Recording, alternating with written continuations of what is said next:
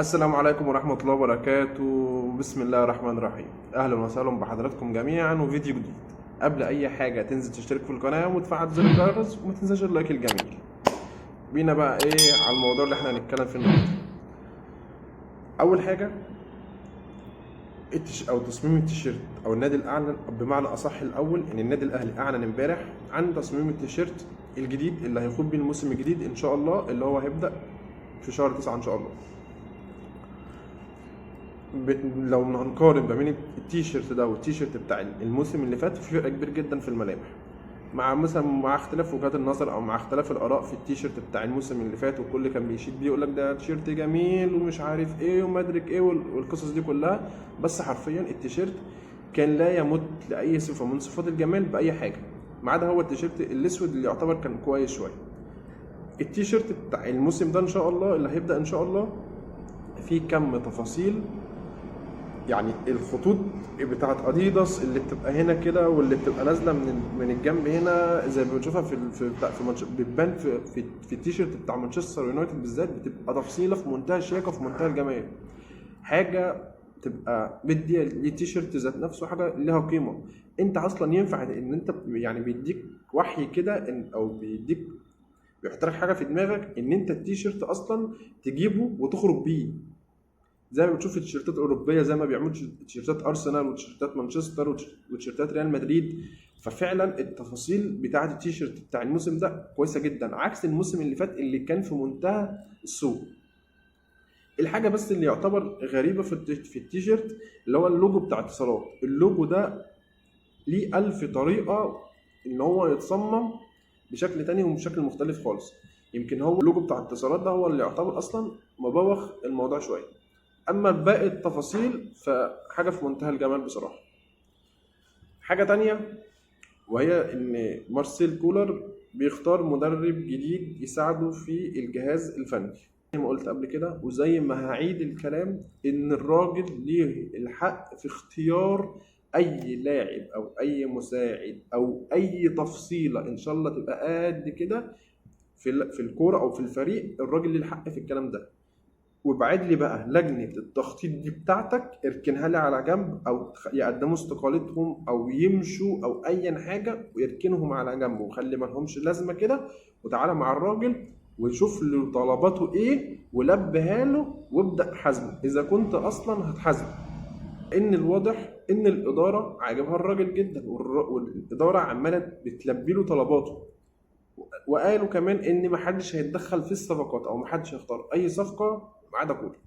هو اللي ليه الحق في اختيار اي صفقه جديده هتخش على النادي بسبب ان هو المدير الفني.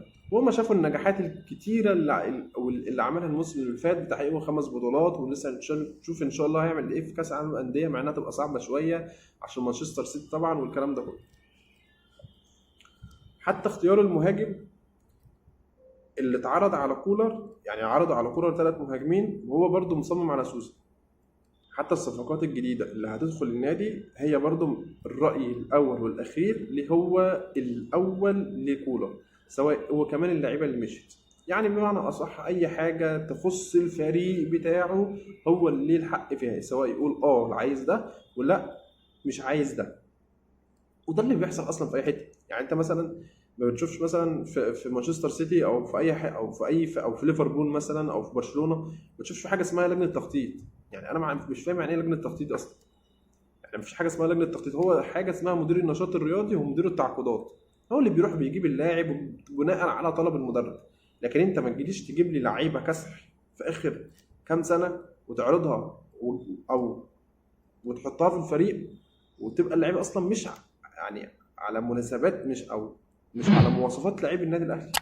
انت فايلر كان محتاج عايز مونيكا رحت جبت له باتش، موسيماني كان عايز سيرينو رحت جبت له ميكيسوني. اما لقى بقى كولر الموضوع ماشي كده مع اللي قبله قال لك لا اركن بقى ده على جنب خالص، مفيش لاعب هيخش الفريق الا باوامر مني وتعليمات مني انا. فحوار لجنه التخطيط ده اصلا كان من البدايه حوار فاشل. كمان انت بتجيب ناس معاها كامل احترامي وتقديري ليهم، يعني فات عليهم زمن. احنا دلوقتي في عصر كوره، يعني انت تجيب لي واحد زي حسام غالي اللي معاك في اللجنه ده تمام مفيش اي مشكله. طيب فين عماد متعب؟ فين كابتن وائل جمعه؟ فين شادي محمد؟ احنا عايزين شباب اللي هو عارف دماغ لاعب قريب من لاعيبه الكره اللي موجوده دلوقتي، ولعبوا معاه جزء منهم، مش مع كلهم، مع شويه منهم لعبوا معاهم. لكن تروح تجيب لي بقى لجنه تخطيط عنده 70 سنه و50 سنه ويجي يختار لاعب، واللاعيبه اللي جت كلها لاعيبه فاشله، بدليل ان اللعيبه اصلا اللي مع كولر السنه دي او الموسم اللي خلصان هي اصلا لاعيبه بقى لها سنتين وثلاثه في النادي. يعني كل اللعيبه اللي دخلت النادي او كل الصفقات اللي دخلت النادي فشلت فشل ذريع. فالعين اللي كانت بتختار اصلا كانت بتختار على اي اساس؟ او العين اللي اختارت اصلا اساسها كان غلط واختياراتها كانت غلط. فبالتالي امتى جيت الفتره اللي فاتت اللي هي اخر موسم سواريش، تمام، اديت اللعيبه كلها راحه بسبب ان اللعيبه اصلا اتهلكت، وده انسب واحسن قرار الاداره خدته. تمام. والراجل لما جه استلم، شادي حسين ما كانش من اختياره، روني سافيو ما كانش من اختياره، مصطفى سعد ميسي ما كانش من اختياره. طيب ايه اللي حصل بقى بعد ده كله؟ اللعيبه دي شاركت في ماتش واثنين وثلاثه، بعد كده الراجل لقى ان هم اصلا مش مناسبين معاه بقى لخطته لاي حاجه ايا كانت هي ايه، وراح جاي راكنهم على جنب، واللعيبه مشيت في اخر السيزون. يعني انت بتروح بتدفع للانديه فلوس على الفاضي، وبتجيب صفقات فاشله، او بمعنى اصح بلاش كلمه فاشله، بمعنى اصح انها هي اصلا مش مناسبه ليك. ده كله اصلا شغل لجنه التخطيط اللي فات. يعني الشغل بتاع الصفقات اللي فاتت كلها كانت مبنيه على فشل. خلاص بقى احنا جبنا مدير فني هو اللي يختار جهاز معاون، يختار لاعب، يختار مدرب حراس، ايا كان اللي هو يختار، في الاول وفي الاخر هو اللي هيشيل الليله كلها. اداك اشعارات كده من الموسم اللي فات ان هو راجل بيفكر وعنده مشروع عايز يطبقه مع النادي، وعاوز يوصل مع النادي لمكانه كبيره، وعاوز ياخد بطولات اكتر. لان التقارير اللي كانت بتطلع من الصحفيين كان بيقول للعيبه بتاعته انا جاي النادي ده وعايز اعمل لنفسي تاريخ واكسب بطولات اكتر. فيا ريت ان يبقى كل طلب الراجل يطلبه احنا نلبيه له، او الاداره تلبيه له، تمام، وتساعد على نجاح المنظومه بالكامل، وتفكها بقى من الشغل القديم ده اللي ما بقاش ياكل عيش. بس كده الفيديو خلص النهارده، واتمنى زي ما بقول كل مره اتمنى ان هو يعجب حضراتكم. ما تنسوش تنزلوا تشتركوا في القناه وتفعلوا زر الجرس. بس كده، سلام.